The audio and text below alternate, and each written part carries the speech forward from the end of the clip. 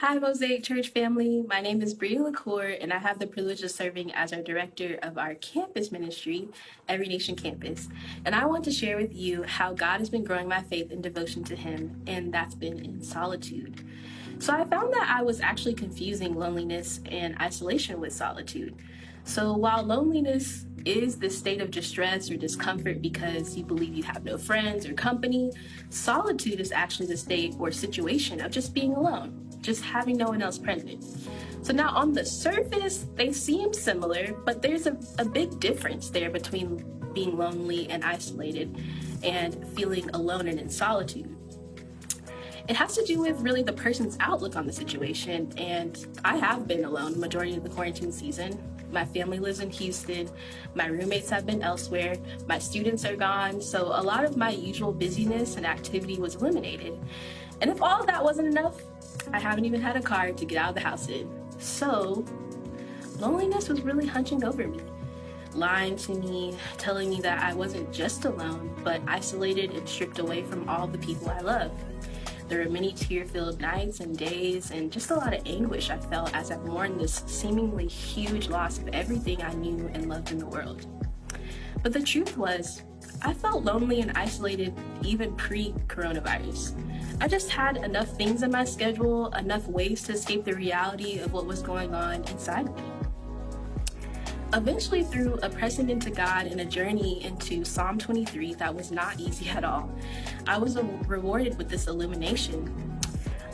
Because He knew how much I identify with my busyness, and this psalm is all about resting in God.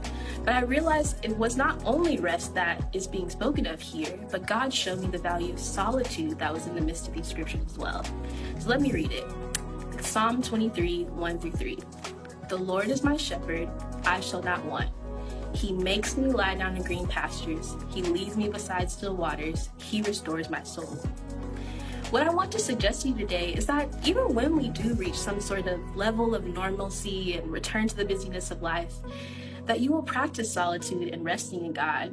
I'm suggesting that we come out of this season less inclined to just fade into the busyness of life and use that as an excuse not to just be alone with God. I'm suggesting you lean into the thing that we all avoid, solitude. And it's for 3 reasons that I've learned. 1, it causes us to pause and really take a look at ourselves. The scary part is, what will I find there? you know? And you may find harsh realities, but God will meet you there in those. He will lead you into the stillness and make sense of everything that you cannot make sense of. 2, all of us need it. Introvert, extrovert, ambivert, we all need solitude in our lives. 3, it connects you to God and in turn connects you to others. You are a better you for the benefit of the world when you just submit to it and submit to resting in God. 4, it fuels our souls. When we submit to solitude and resting in God, we give Him the opportunity to slow us down and refuel us. And yes, this can happen in the company of other people and the people we love.